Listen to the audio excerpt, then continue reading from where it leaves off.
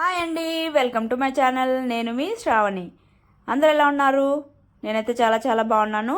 మీరు కూడా బాగుండాలని కోరుకుంటున్నాను.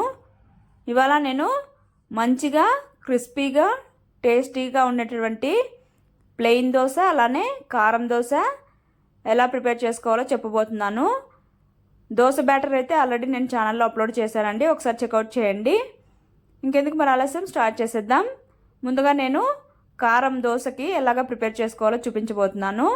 మిక్సీ జార్ తీసుకొని అందులోకి పెద్ద ముక్కలుగా కట్ చేసుకున్నటువంటి ఆనియన్, అలానే టమోటో, అలానే తగినంత సాల్టు, కొద్దిగా జీలకర్ర, 4 ఎండుమిర్చి మీకు కారం తగినట్టు వేసుకోండి. తర్వాత కొద్దిగా కరివేపాకు, కొద్దిగా వెల్లుల్లి, కొద్దిగా కొత్తిమీర వేసుకొని మెత్తగా గ్రైండ్ చేసుకోవాలి. ఇలాగా గ్రైండ్ చేసుకున్న తర్వాత చూడండి బాగా మిక్స్ అయింది. స్టవ్ మీద పాన్ పెట్టుకొని హీట్ ఎక్కిన తర్వాత ఆయిల్ వేసుకోవాలి. తర్వాత ఇందులోకి ఆవాలు, అలానే జీలకర్ర, తర్వాత కొద్దిగా కరివేపాకు వేసుకొని చిట్పట్లానివ్వాలి.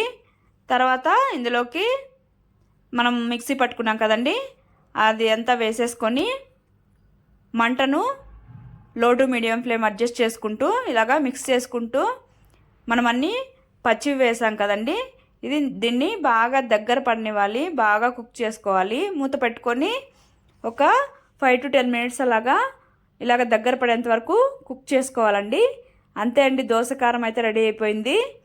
తర్వాత ఒక బౌల్లోకి దోశ బ్యాటర్ని ఇలాగ తీసుకొని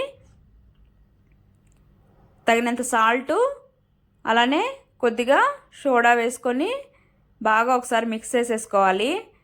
మిక్స్ చేసేసుకున్న తర్వాత ఇప్పుడు కొద్దిగా వాటర్ అనేది యాడ్ చేసుకుంటూ మిక్స్ చేసేసుకోవాలి.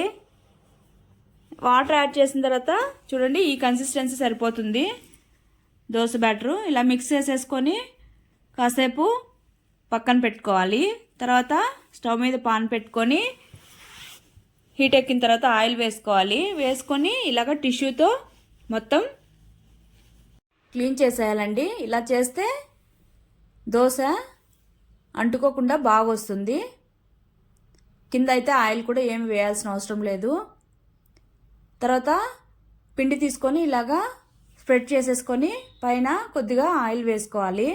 తర్వాత కారం తీసుకొని మొత్తం ఇలాగా కొద్దిగా దోశకి ఇలాగా ఫ్లాట్గా ఉన్నటువంటి గరిటెని తీసుకొని ఇలాగ స్ప్రెడ్ చేసేసుకోవాలి.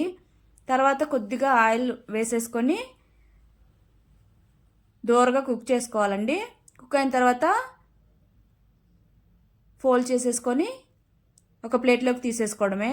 చూడండి దోశ మంచిగా క్రిస్పీగా ఉంది కదండి, చూస్తుంటేనే తెలిసిపోతుంది. తర్వాత ఇంకొక దోశ వేస్తున్నానండి. ఇక్కడ ప్లెయిన్ దోశే, నేను ఇంక ఆయిల్ కూడా ఏం వేయట్లేదండి పెనం మీద.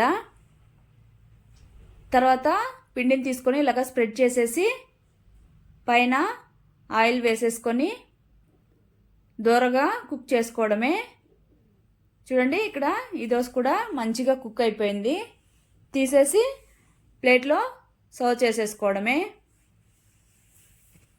అంతే అండి, క్రిస్పీ కారం దోశ అలాగే ప్లెయిన్ దోశ రెడీ అయిపోయింది. దీన్ని చట్నీతో సర్వ్ చేసుకుంటే బాగుంటుంది. ఇంకెందుకు ఆలస్యం, మీరు ట్రై చేసేసేయండి వెళ్ళి.